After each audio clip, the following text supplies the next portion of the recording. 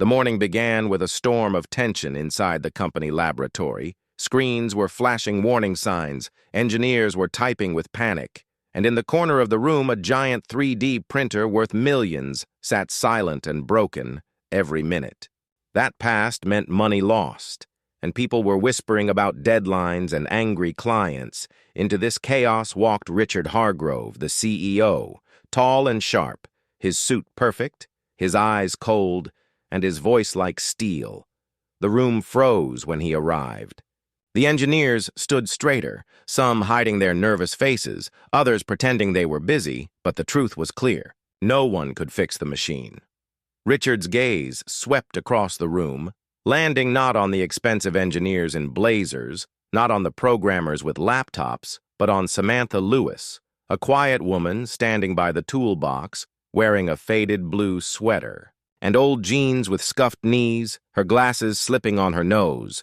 She was holding a small notebook filled with hand-drawn sketches, pages sticking out in every direction, but nobody cared about that notebook.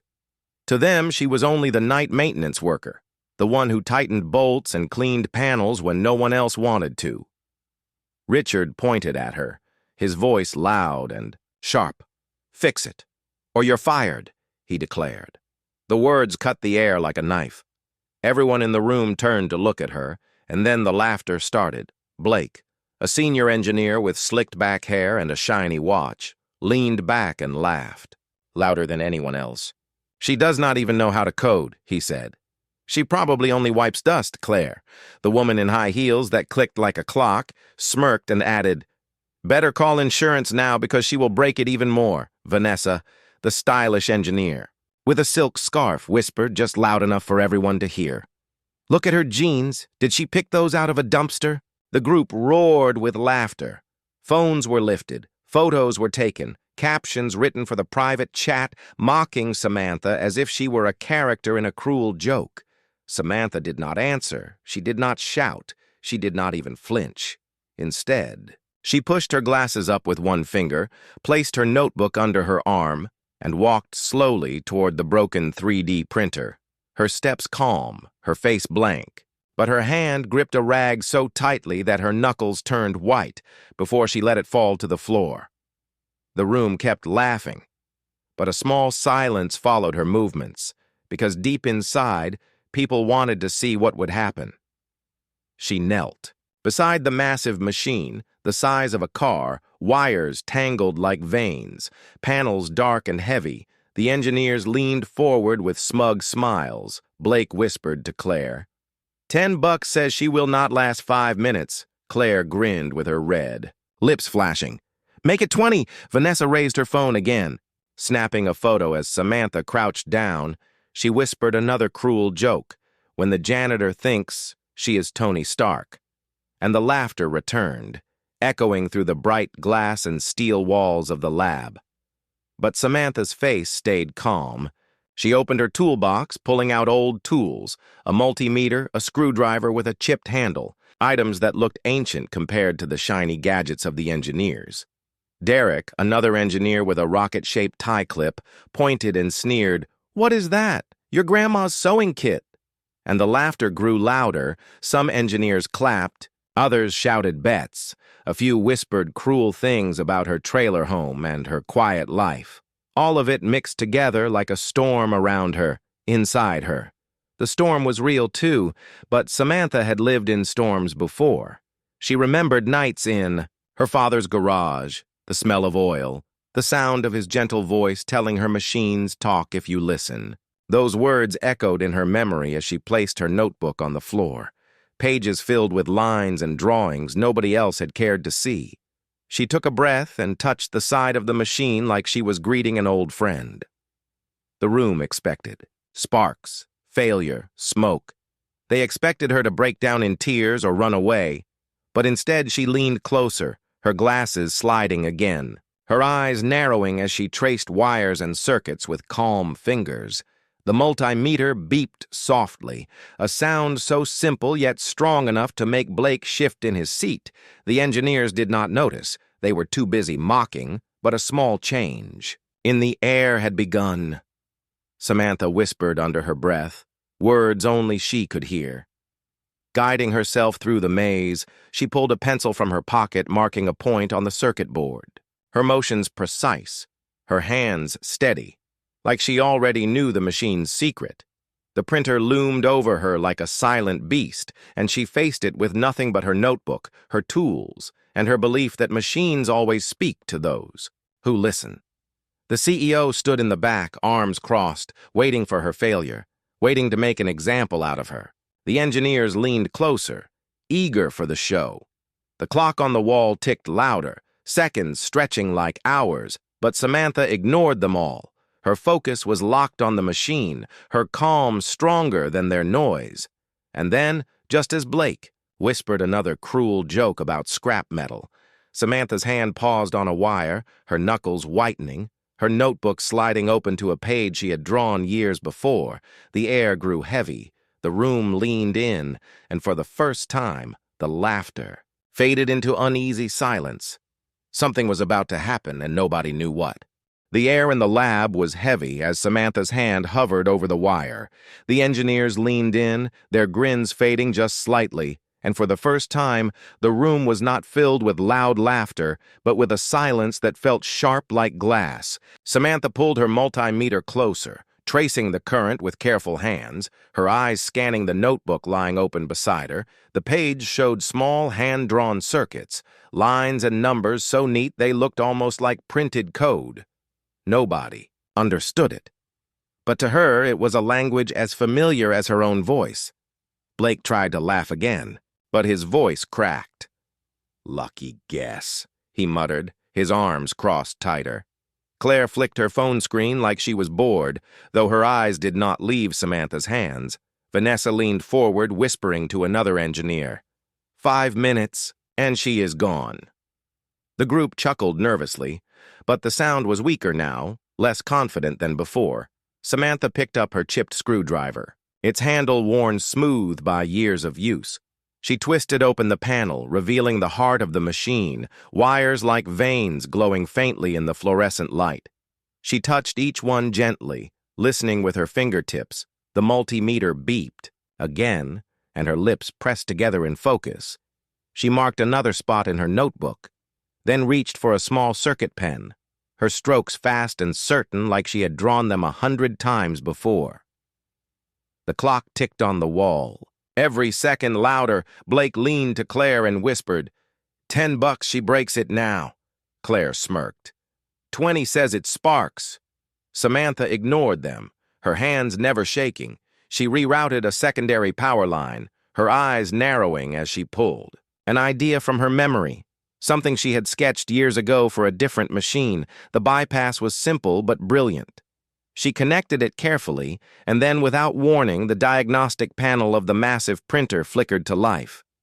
A soft green glow filling the corner of the room. The silence cracked into gasps. The engineers blinked. Claire's jaw tightened. Blake's smirk dropped. Even Vanessa lowered her phone for the first time. Tim, the IT technician sitting quietly in the back, leaned forward, his eyes wide. She did it, he whispered to himself. The printer hummed low and steady, the gears shifting, the lights glowing. Samantha wiped her hands calmly on her faded jeans, not looking up, not asking for praise, just waiting for the next signal from the machine. The room filled with uneasy whispers. Someone coughed, another shuffled nervously in their chair. Blake forced a laugh. "Beginner's luck," he said louder than necessary. Claire crossed her arms and raised her chin. "Must be temporary, no way it holds." But Tim checked the logs on his tablet, his eyes scanning line after line. Then he froze, his voice low but clear. "She didn't just fix it," he said. "She optimized it. The printer is running better than when it was new." The room went still. The weight of disbelief pressing down, engineers stared at Samantha like they had never seen her before. The woman in the old sweater, the woman they mocked, the woman they thought invisible. She had done what none of them could do in hours, and she had done it in less than 10 minutes. The silence was heavy, broken only by the hum of the machine working smoothly. But Richard Hargrove, the CEO, was not smiling. His arms were still crossed, his eyes sharper than before. His pride wounded by the idea that this quiet maintenance worker had outdone his best engineers. He stepped closer, his voice carrying like a blade. "Finding one fault is easy," he said. "Fix it fully in 30 minutes or the entire maintenance crew loses their bonuses." The words struck the air like thunder. The night shift crew standing in the back went pale, fear flashing across their faces. They were good people, but they did not have Samantha's gift. Losing their bonuses would crush them. Laughter returned from Claire, sharp and cruel. "Oh, this is going to be good," she said. Blake leaned forward, his voice bold again. "If she pulls this off, I will walk home barefoot." The group cheered, mocking claps filled the air. Someone shouted, "Better call the scrapyard." Vanessa raised her phone again, her scarf swaying as she whispered, "Wait till the group chat sees this." Samantha did not look at them. She bent closer to the machine, pulling a small soldering kit from her bag, her movements precise and careful like a surgeon preparing for an operation. Derek, the engineer with the rocket tie clip, strolled over, kicking at her toolbox with polished shoes, his voice loud. "What's this, your grandma's sewing kit?" The engineers roared again. He picked up her old screwdriver, holding it up like a trophy. "This thing is older than my car. No wonder she is so slow." He tossed it back with a clatter. The sound echoing through the lab, Samantha's soldering iron trembled for a second in her hand. She set it down gently, then picked up the same screwdriver Derek had mocked. Her lips pressed tight as she twisted a loose panel into place, sharp. Deliberate motions that carried her anger in silence. The room kept laughing, blind to what was happening. The clock ticked louder, the hum of the printer steady but fragile. She moved fast, her fingers replacing a capacitor no bigger than a grain of rice, building a small test rig from scraps, wires twisted with precision, a battery pack scavenged from an old monitor. Nobody noticed how clever it was, too focused on their own mockery. Claire shook her head. "Hope she has a good lawyer," Blake shouted. "Maybe she will blow the roof." The laughter erupted again, but the printer gave a deep, steady hum, lights flickering stronger, the diagnostic screen flashing alive with clean green signals. Samantha pulled out her old laptop. Its keys faded, her fingers moving fast as she typed line after line, the screen filled with code rewritten by hand. No errors, no wasted lines, pure efficiency. The printer's head moved. Laying down the first perfect layer of filament, the room went dead silent. Every bet, every laugh, every cruel word frozen in the air. Samantha did not smile, she did not speak. She just wiped her hands again on her jeans, calm as always, but in that moment the lab knew the truth. She was no janitor. She was the one who had saved them all from disaster, and the story had only just begun. The lab was still heavy with silence, the sound of the printer working quietly in the background, the green lights glowing like proof that Samantha had done the impossible. Yet Richard Hargrove did not soften. His jaw was tight, his pride refusing to bend. He looked at Samantha with eyes sharp as glass and spoke again. "If you are truly that good, then fix the old auto repair robot in the storage unit. No one has touched it in years. Do it and you stay, fail, and you are finished." The engineers laughed again, this time louder, relieved that the weight was off their shoulders. Derek, with his rocket tie clip, smirked. "What a waste of time," he said. Claire tilted her head and added, "Poor thing, she actually thinks she has a chance." Vanessa's phone was already raised, ready to capture every second of Samantha's humiliation. The room turned cruel once more, but Samantha simply adjusted her glasses and said quietly, "I will need access to the e-waste room." Hargrove waved a hand. "Fine go," his voice flat. The crowd of engineers chuckled and shook their heads. Already. Picturing her failure, Samantha gathered her old tools. Her notebook tucked close to her chest, and walked calmly toward the storage unit, her sneakers soft on the polished floor. She did not look back. The laughter followed her down the hallway, but it never touched her face. The storage room was a Graveyard of forgotten machines, piles of broken monitors stacked like tombstones, cables twisted like vines, motherboards cracked and covered in dust. The air smelled of rust and old wires. In the corner sat the robot, tall and lifeless, its arms stiff, its screen dark, its body covered with scratches and dents. It looked more like junk than hope. Yet when Samantha placed her hand gently on its side, she did not see trash. She saw possibility. Memories filled her mind, her father's small garage, the smell of grease, the sound of tools clinking, his warm voice saying, "Machines talk if you listen." She took a slow breath and opened her notebook on the floor. Pages spread out like maps, each one filled with drawings and codes written by hand. She pulled a cart closer, scavenging parts from the piles around her, a cracked motherboard, a burnt servo, a power supply blackened by fire. To anyone else, these were scraps. To her, they were pieces of a puzzle waiting to be solved. What Samantha did not know was that someone had patched the security feed from the storage unit to the main screen in the lab. Every engineer could see her now, and they leaned forward, eager to watch her fail. Blake snorted. "She is just playing with junk," he said. Claire shook her head, hopeless, but Tim sat in the back, his eyes fixed on the screen, his fingers twitching. Nervously on his tablet, he had seen her code earlier. He knew this was not luck. Samantha's hands moved with precision.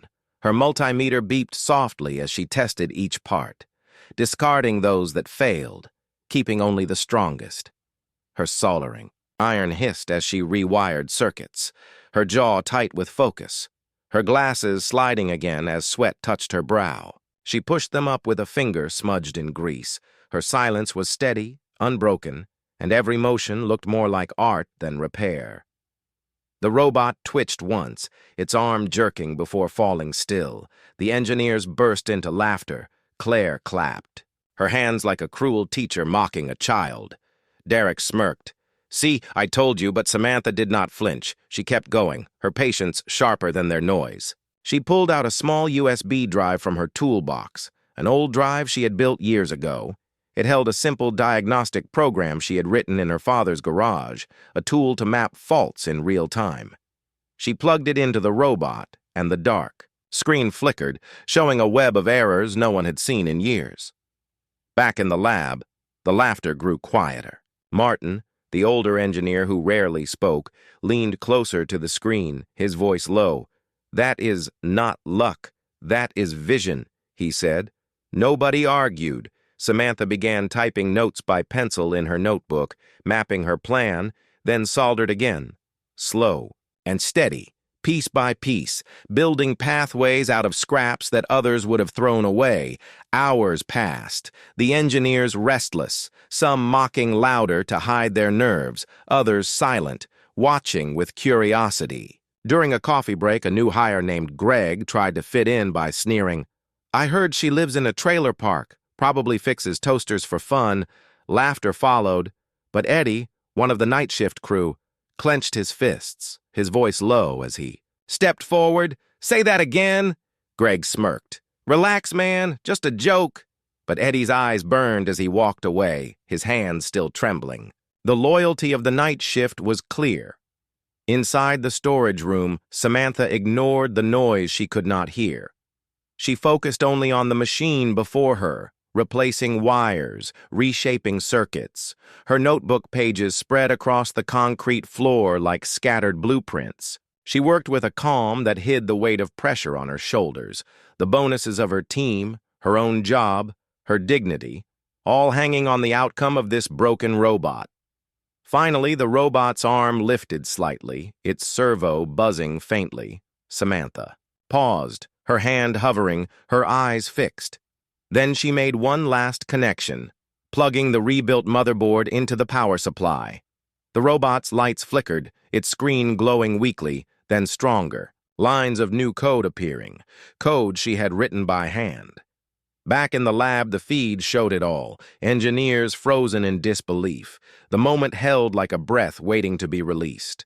And Samantha did not smile. She did not speak. She simply adjusted. Her glasses wiped her hands on her jeans and bent once more to listen to the machine as it whispered its way back to life. The storage unit door creaked open after long hours of silence.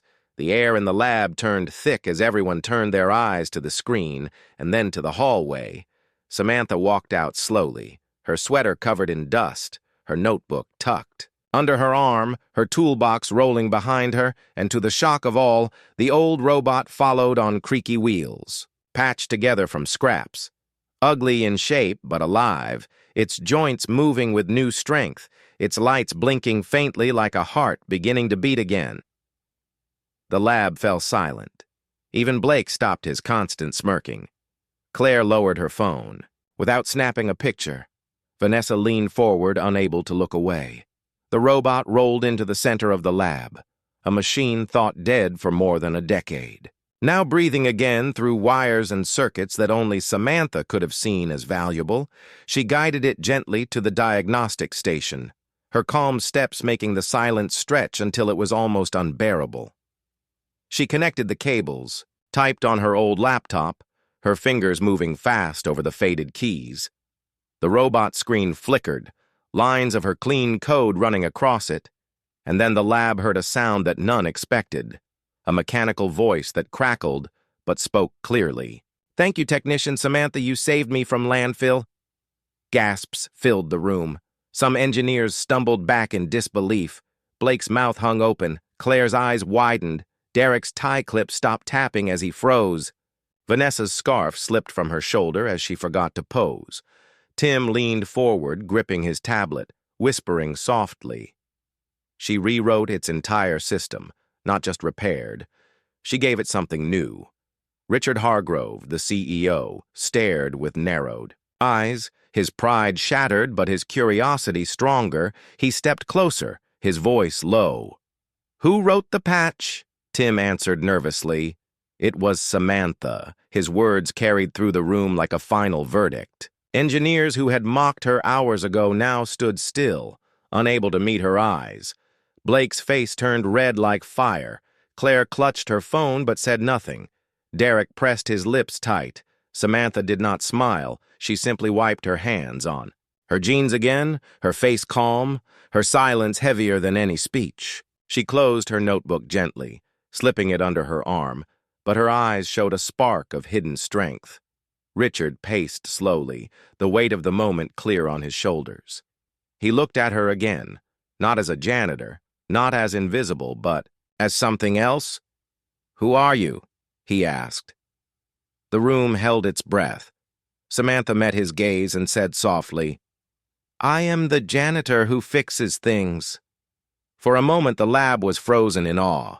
Martin, the older, quiet engineer, stepped forward, his voice rough but filled with respect. "That is not fixing, that is art." And his words carried weight heavier than all the laughter from before. The atmosphere shifted. Engineers no longer laughed. Instead, they watched with uneasy respect. Yet Richard was not finished. His pride still demanded more. His voice rose again sharp and strong. "If you are that good, then show me more. The robot is moving. But can it prove itself? If it fails you, still lose everything." Samantha did not argue. She bent to the robot, her hands moving with steady grace, typing new commands into her laptop, her notebook open beside her with lines of codes scribbled in pencil. The robot moved again, its arm lifting a broken circuit. Board from a nearby table, lights blinking green as it analyzed the part. And then, to everyone's shock, it repaired it with its own tools. Wires adjusting, circuits realigned, the robot placed the fixed board back on the table and said in its mechanical voice, "System restored." The room erupted in noise, but this time. It was not laughter. It was gasps, whispers, claps, starting timid then growing. Even the executives watching from the glass boardroom stood, some applauding openly, others staring wide-eyed. Richard froze, his mouth tight, unable to hide the truth. Samantha had not only repaired the robot, she had improved it, given it the ability to self-repair. A feature never designed, a feature born only from her mind. In that moment, Samantha stood, Quietly, her tools by her side, her sweater still torn, her glasses slipping again, but she looked taller, stronger. The lab saw her differently. The night crew, watching from the back, straightened with pride. Tim almost smiled. Martin nodded. Firmly, Eddie clenched his fist in quiet triumph. The bullies stayed silent, their arrogance crumbling like sand. Then another twist appeared.